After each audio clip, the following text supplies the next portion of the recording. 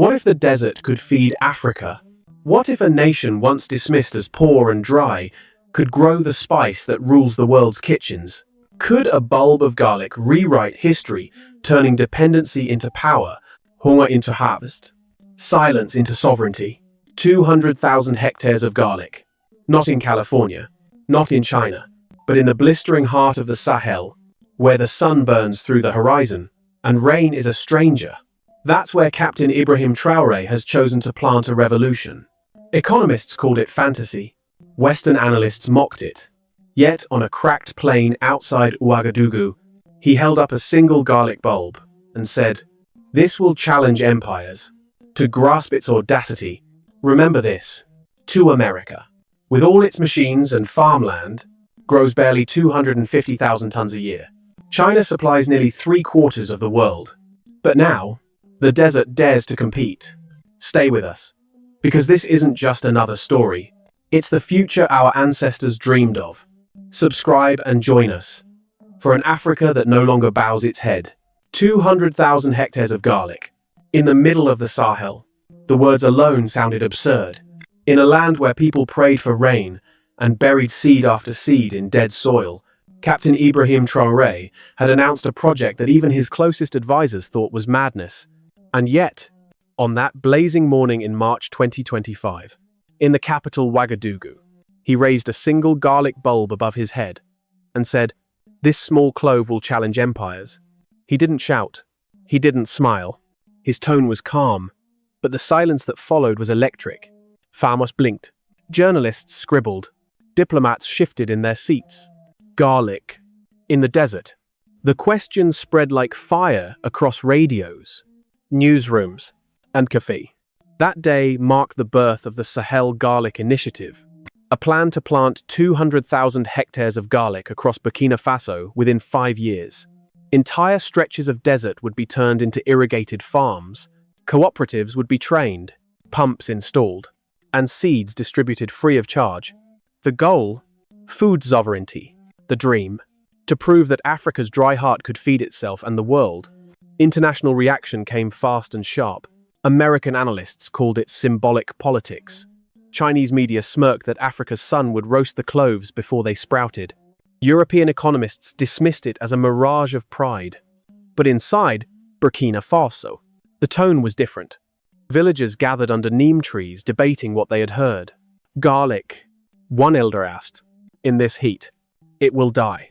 But a younger farmer answered, "Maybe it will live. Maybe we will." 2. Within weeks, bulldozers rolled into the dry plains outside Kaya, Ouagadougou, and Banfora.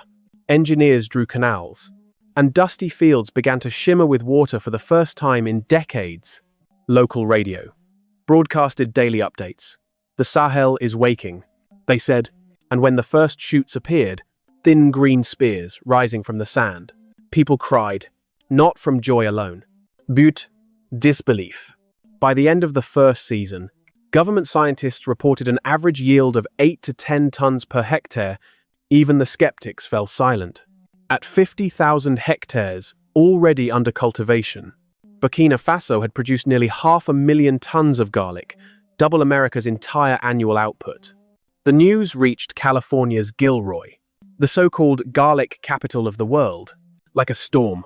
"Africa is coming," one American farmer told a reporter, half joking, half afraid. Markets in Ouagadougou buzzed. Women sold the first local bulbs, smaller but more fragrant, saying proudly, "From Faso, not from China." The scent of garlic filled the streets. Traders began whispering about exports to Côte d'Ivoire, Ghana, and Nigeria. One merchant printed new bags stamped with the slogan Sahel Gold. The global press took notice. BBC Africa aired a segment titled "The Desert That Grows." Al Jazeera called it Africa's green gamble. Even CNN sent a correspondent who admitted on air, "The impossible seems to be growing here." But behind the excitement, Traoré stayed cautious. He avoided Western interviews and spent weeks traveling through the fields. Witnesses recall him kneeling in the dirt, his hands covered in soil, speaking quietly with farmers. "If this succeeds," he told one cooperative, "it won't belong to me. It will belong to every child who went to bed hungry. Still, the doubts lingered. Some scientists warned that garlic demanded consistent moisture. One failed season, they said, and everything could collapse.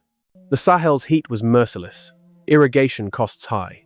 Yet hope, once planted, grew faster than garlic. Villages that had been silent for years began to hum with life again. Youth returned from the cities to work the fields. Schools reopened near the new cooperatives. A man named Amadou, a farmer from the north, told a local journalist, "When I was young, we buried seeds and prayed. Now we bury hope and water it ourselves." His words spread through radio like a poem. International traders started circling. India's spice companies requested samples. Gulf investors offered contracts. Even Chinese buyers quietly inquired about future supplies. A shift was happening slow, steady, undeniable. And yet, the project was never just about garlic. It was about defiance. For centuries, Africa's deserts had been painted as hopeless, a geography of failure, but under Traoré's vision. The Sahel became a symbol of what happens when a nation refuses to accept the world's limits. As the first harvest ended, television cameras captured scenes that would travel far beyond Burkina Faso. A woman lifting her hands in prayer over a field of green, a child holding a garlic bulb like treasure, and Traoré himself, walking through rows of crops at sunset, his boots dusted with gold sand. "This is not just food," he said softly to a reporter nearby. "This is dignity taking root." And somewhere between the cracking earth and the endless sky, the impossible seed began to grow, not only in the ground, but in the hearts of his people. The first harvest came sooner than anyone expected. By early 2026, the desert that once swallowed every seed was glowing green. Across the plains of Burkina Faso, garlic leaves shimmered in the heat, like waves of emerald fire. Farmers who had once begged the sky for mercy now bowed to the earth in gratitude. In Ouagadougou, the news broke on national radio before dawn. 50,000 hectares harvested, 8 to 10 tons per hectare. The Sahel Garlic Initiative has surpassed expectations. The announcer's voice trembled with disbelief. People poured into the streets cheering, clapping, some crying. In a country long accustomed to scarcity, numbers like these sounded like fiction. Captain Ibrahim Traoré appeared on television later that evening. He stood not behind a podium, but in the middle of a field. Behind him, workers filled baskets with white bulbs. "Look at this," he said, holding one up to the camera. "We were told we could not feed ourselves. Yet here we are, feeding the world." The crowd behind him erupted. The results were staggering. In one season, Burkina Faso had produced nearly 500,000 tons of garlic, double America's entire annual output. Farmers called it miracle soil. Economists called it a political earthquake. International media scrambled to understand what had happened. In California's Gilroy, the so-called garlic capital of the world, a local newspaper ran the headline, "From Desert to Dominance. Burkina Faso outgrows America." Talk show hosts laughed nervously. "It's just one season," they said, but the laughter carried a hint of fear. Meanwhile, in the villages, the change was personal. Women who once walked miles to fetch water now tended small irrigated plots beside their homes. Children who had never seen green fields before ran barefoot through rows of garlic, their laughter echoing across the sand. One illusil, "We thought the desert could only take, now it gives." Markets in Ouagadougou transformed overnight. Traders packed stalls with local garlic, cheaper and fresher than the Chinese imports that had dominated for years. Sellers shouted, "From Faso, not from China." The slogan spread like wildfire, printed on bags, stickers, even t-shirts. The smell of garlic filled the capital sharp, sweet, defiant. Social media lit up with pride. Young people posted videos, captioned, "California has Gilroy, we have Ouagadougou." One clip showed a boy holding up a bulb and saying, "Our garlic, our power." It went viral across West Africa, but outside Africa, the tone was different. Western analysts called it a temporary boom. Chinese commentators mocked it as a sandcastle economy. Yet others, quiétés-vous, began to worry. Gulf traders saw opportunity. Indian buyers reached out.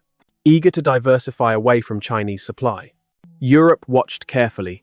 For the first time in decades, the flow of garlic, one of the world's most traded crops, was shifting, and behind the statistics, something deeper was happening. Garlic was no longer just food, it was identity. In rural areas, mothers recalled old remedies, remembering how their grandmothers used garlic to heal coughs and infections. "We used to buy medicine," one woman said. "Now we grow it." It was a quiet revolution, spiritual, as much as economic. In February 2026, the first export shipment left the port of Tema, bound for Dubai. 10,000 tons of Sahel Gold garlic. The containers gleamed with a new logo, a bulb rising from a golden desert. Beneath the words, "Product of Burkina Faso." When the shipment arrived, Gulf traders praised its rich aroma and potency. Within weeks, supermarkets in Dubai sold out. The price was higher than California's crop. International coverage turned serious. The Financial Times wrote, "Burkina Faso's garlic could reshape global trade." Al Jazeera called it green gold. Even the New York Times published a headline, "Captain Traoré's garlic gamble pays off." For the first time, Africa wasn't just part of the story, it was the headline. Back home, pride filled the air, but so did unease. Some feared the attention would bring greed. Rumors spread of foreign corporations seeking exclusive contracts. Others worried the desert's fragile balance could break under expansion. "Every victory," said one teacher, "is a test." Still, the fields glowed. The smell of garlic clung to the wind like a promise. Television anchors ended broadcasts with a new phrase, "From the heart of the Sahel, a miracle grows." One evening, as the sun fell red over the plains, a farmer named Amadou knelt beside his crop. He pressed his hand into the soil and whispered, "We buried hope here, and it came back to life." The first harvest had done more than feed a nation. It had fed its faith. But in the shadows of success, whispers began to rise of contracts, of ownership, of who truly controlled the new gold of the Sahel. The desert had bloomed, but storms were gathering on the horizon. For months, the desert smelled of triumph. Ouagadougou's markets overflowed with garlic, the air thick with the scent of victory. Foreign journalists called it the African miracle. Farmers danced in the fields, shouting from Faso, not from China, and across the country. The phrase "we feed ourselves" now became a national prayer. But every miracle has a shadow. In late 2026, an anonymous file began circulating online. Inside were scanned contracts, signatures, stumps, and clauses that shouldn't have existed. It revealed that the Ministry of Commerce had quietly signed deals with a consortium of foreign agribusiness firms. In exchange for early investment and equipment, those corporations would receive exclusive rights to purchase 60% of Burkina Faso's garlic exports for 20 years, at prices barely half the market rate. The leak hit like thunder. Radio hosts shouted on air, "We have been sold again." Crowds gathered in the capital, holding black-painted garlic bulbs as symbols of betrayal. On social media, a new phrase trended, "Shut your garlic." It was half insult, half cry of defiance, a warning against those who profited from the people's sweat. Farmers felt robbed. They had worked through heat and dust, believing this crop would finally belong to them. "We break our backs in the sun," said one cooperative leader, "and foreigners take the gold from our garlic." News footage showed trucks leaving warehouses at night. Containers loaded with sacks marked Sahel Gold, escorted by private security, bound for ports far away. Anger burned hotter than the desert itself. In villages, people refused to sell to foreign middlemen. Markets emptied in protest. Women marched barefoot through Ouagadougou, waving garlic stalks like flags. "Our garlic, our future," they shouted. Students joined, demanding transparency. The government, caught off guard, promised to investigate. International media swarmed in. Western analysts called it a predictable outcome of populist economics. Chinese commentators mocked. Sovereignty ends when the money begins. But the outrage inside Burkina Faso was real, grave, and righteous. This was no longer about garlic. It was about ownership, dignity, and broken promises. Under mounting pressure, Captain Ibrahim Traoré reappeared, on national television. He didn't hide in a palace. He stood on a dusty construction site near Bobo-Dioulasso, the sound of engines roaring behind him, wearing his field uniform. He raised a bulb of garlic for the cameras. No more barrels on foreign ships. It declared, from today, Burkina Faso will not only grow garlic, we will process it, brand it, and export it under our own name. Our cloves will carry the mark of Faso. The broadcast sent a tremor through the nation. For some, it was redemption. For others, it was too late. Foreign companies threatened legal action. Investors paused their loans. The stock of garlic exporters fell. Still, people cheered. One farmer in Dedugo said, "He spoke the words we needed to hear. Maybe this time, he means it." That same week, the government announced the construction of the Sahel Garlic Processing Complex, the first large-scale facility in West Africa dedicated to drying, grinding, and refining garlic into powder, paste, and medicinal extracts. It was bold, maybe reckless, but it was theirs. International newspapers called it Traoré's gamble. Washington's policy journals warned of economic isolation. European commentators mocked. You can't turn garlic into sovereignty. But across Africa, the response was different. In Mali, Niger, and Ghana, young people began posting, "Build your own plant." A movement was forming, quiet but unstoppable. For months, construction lit up the night. Villagers carried bricks. Soldiers mixed cement. Engineers trained locals to handle the new machinery. One witness described it as a revolution built with bare hands. Still, the question remained, could this new dream survive without foreign money? Could Burkina Faso afford independence? The answer was uncertain, but hope had already taken root again. When the first machines roared to life, the sound rolled across the plains like thunder after a long drought. Workers cheered. Some wept. Traoré, watching from the platform, whispered, "We are no one's plantation anymore." And somewhere in the distance, as the desert wind carried the scent of garlic once more, a voice rose from the crowd, low, trembling, but firm. If you believe this is what Africa needed all along, say amen in the comments below. The first sound was not applause. It was the deep hum of machinery. In 2027, on the outskirts of Bobo-Dioulasso, the desert wind carried a new rhythm, the steady pulse of engines turning cloves into power. The Sahel Garlic Processing Complex had come alive. Captain Ibrahim Traoré stood before the factory gates in his olive uniform, the sun slicing gold through the dust. Behind him, the walls gleamed white, painted with a single slogan, "From Faso, by Faso, for Faso." Journalists gathered, some skeptical, others awed. No more barrels in foreign ships. It declared, "We will sell not our sweat, but our strength." The crowd erupted. For once, the applause drowned out the cynicism. Inside, conveyor belts rattled. Glass jars rolled down the line, filled with golden garlic paste stamped Sahel Gold, product of Burkina Faso. Workers. Many of them young women wore hairnets and broad smiles. One of them whispered, "We used to watch others build factories. Now, we work in one." It wasn't just a factory, it was a statement. For generations, Burkina Faso had exported raw materials, cotton, gold, cocoa, and bought back finished products at 10 times the price. Garlic was different. Here, the value stayed home. The results came fast. By the end of its first year, the plant processed 6 million tons of garlic, transforming it into powder, oil, and pharmaceutical-grade extracts. Exports reached Dubai, Mumbai, and Lagos. The revenue exceeded $1 billion more than cotton, nearly rivaling gold. For the first time in history, garlic became one of Burkina Faso's top exports. In villages, the impact was visible. Cooperatives reported tripled income. Schools reopened with solar lights funded by garlic profits. Health clinics stocked medicine again. Irrigation systems expanded. "This is the first time we sell something that carries our name," said a farmer from Kaya. Markets glowed with new energy. Jars of garlic paste lined shelves next to imported goods that once ruled the stalls. Sahel Gold became a brand, not just a product.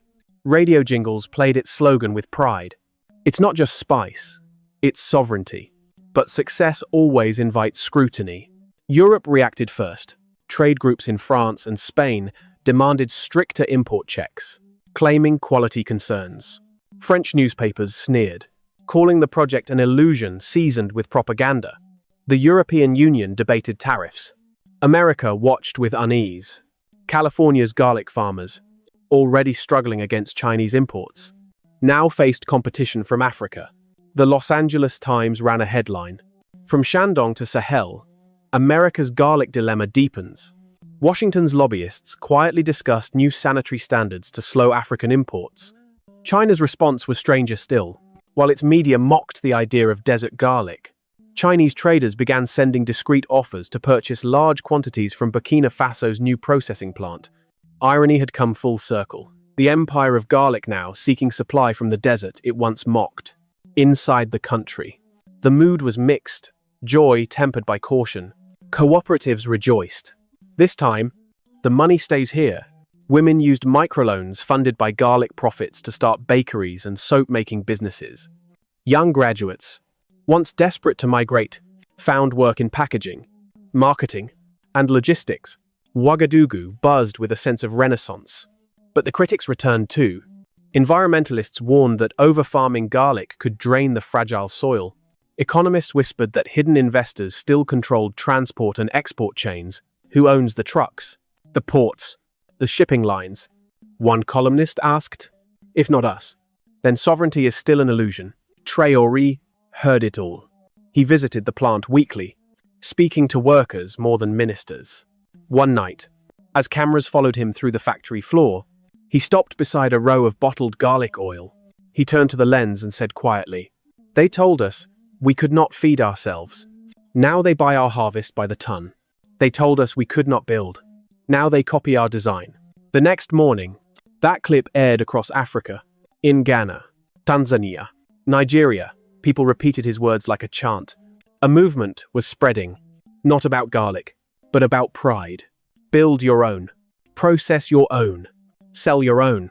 The Sahel Garlic Processing Complex became more than infrastructure. It became a monument, a cathedral of industry built by farmers instead of financiers. For the first time, Burkina Faso controlled not only the harvest, but the narrative. And yet, the question remained, could this independence last? Could a single crop carry the weight of a nation's dreams? As the factory lights flickered against the desert night, a worker stepped outside, her hands smelling of garlic and steel. She looked at the horizon and whispered, "For the first time, I feel like this land is listening." And somewhere deep in the machinery's steady hum, the sound of sovereignty was being written, not in ink, but in the rhythm of hands that finally owned what they made. By 2030, the desert had changed its color. What was once gold and barren now gleamed. Green and silver, endless rows of garlic fields stretching to the horizon. The Sahel Garlic Revolution had reached its full promise. 200,000 hectares under cultivation. Nearly 2 million tons harvested each year. For the first time, Africa stood among the world's top 3 garlic producers. Beside China and India, television cameras captured what many had once called impossible women driving tractors, solar pumps glinting in the sun, and cooperatives counting profits that rivaled mining revenues. Children in villages no longer spoke of hunger. They spoke of garlic. Revenue topped $3 billion, surpassing gold as Burkina Faso's leading export. But the real wealth was invisible pride, self-worth, ownership. Captain Ibrahim Traoré, older now, visited the fields less frequently. Yet his presence lingered, like a wind that refused to die. Whenever a farmer lifted a bulb from the soil, they said his name under their breath. Traoré planted this. In the village of Kaya, one woman's story came to symbolize the nation's rebirth. Her name was Awa, 32 years old, mother of 4. Her husband once worked seasonally in Côte d'Ivoire, sending home coins barely enough to buy flour. Their land had been dust, their roof leaking, their children often hungry. When the Garlic Initiative reached her cooperative, she joined out of desperation, not belief. "I thought garlic was for medicine," she said later, laughing softly. 3 years passed, and her fields flourished. By 2029, She harvested several tons. Instead of selling to middlemen, she delivered her crop directly to the processing plant in Bobo-Dioulasso. For the first time, she was paid in full and in cash. Her income tripled. She bought school uniforms for her children, fixed her roof, and purchased a motorbike to carry her produce to market. "This garlic," she said, holding a bulb in her calloused hand, "is not just food. It is our dignity." Awa's story spread across Burkina Faso like a hymn. Women formed new cooperatives, pooling profits to build classrooms and clinics. Youth, who once fled to the city, returned home to work in agriculture, packaging, and design. Radio hosts called it the return of the children. By 2031, Burkina Faso was no longer the forgotten landlocked nation of old maps. It had become a model for regional unity. Mali, Niger, and Chad joined together to create the Sahel Garlic Alliance, coordinating research, prices, and exports. For the first time, Africa controlled a global market on its own terms. But nature, as always, tested resolve. That same year, a brutal drought swept across the Sahel. Fields cracked, rivers shrank, and a fungal disease destroyed 15% of the crop. Traders panicked. Western headlines asked, "Is the garlic boom over?" Farmers feared debt returning like a ghost. But this time, things were different. Emergency reserves stored in new warehouses cushioned the loss. Scientists from the alliance introduced drought-resistant varieties. Cooperatives rotated crops and used organic compost to heal the soil. Solar pumps powered irrigation through the dry months. Within a year, the fields revived. Losses were real, but sovereignty had given the people something stronger than aid, resilience. As the harvest rebounded, Traoré appeared once more on national television. His hair was graying, his eyes heavy but bright. Standing before the new warehouses filled with garlic, he said quietly, "Sovereignty is not about never falling.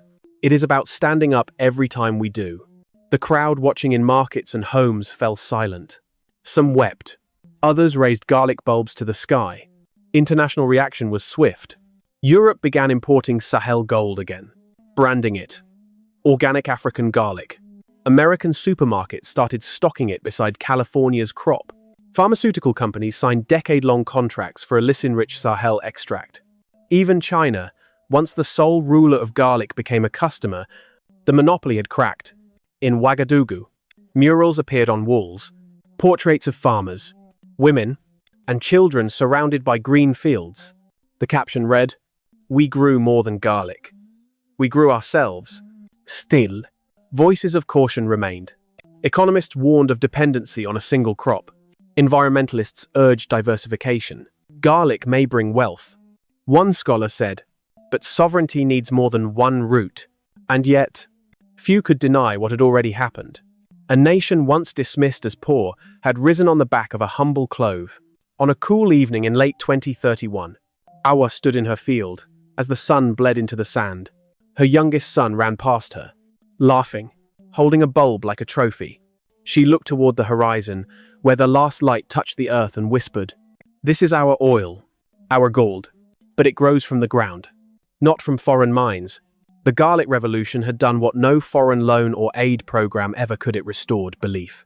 Across the Sahel, from Mali to Niger, farmers stood taller, walked prouder, and spoke a single sentence that carried the weight of generations. "We can feed ourselves." And as night settled over the desert, the fields shimmered under the moon, not just with the glow of garlic leaves, but with the quiet light of dignity finally harvested. The story of Burkina Faso's garlic began with one impossible seed and ended with a harvest the world could no longer ignore. What started as a soldier's dream in the dust of the Sahel had become a living parable about faith, endurance, and ownership. A single clove had grown into a symbol of defiance. Today, when the world speaks of garlic, it no longer speaks of China alone or California's Gilroy. It speaks of Ouagadougou, of Kaya, of Bobo-Dioulasso, places once forgotten, now spoken with reverence. And each bulb carries more than flavor. It carries history. It carries the sound of hands that refuse to quit. The economists still argue over numbers. They call it a market shift, a regional anomaly, a lucky cycle. But to those who lived it, it was redemption. A generation that had known only dependency finally tasted the sweetness of control. From field to factory to export ship, the journey of each clove told the same truth. Africa can do it. In the villages, elders tell their grandchildren, "We once thought sovereignty came from borders and guns. Now we know it grows from the ground." And somewhere in those words lies the essence of the Sahel, not conquered, not broken, but reborn. Yet the question remains, whispered like a prayer across the wind, can this revolution endure? Can the desert, so patient and proud, sustain the freedom it helped create? No one knows for certain, but as long as the soil holds memory, as long as hands keep planting, the answer will rise again with each season's dawn. If this story moved something in your chest, don't scroll past. Like, share, speak, subscribe, because they hid our history long enough. Let's speak our future out loud. Thank you for being here. We'll see you in the next story. The kind they still don't want you to hear. Africa Riese.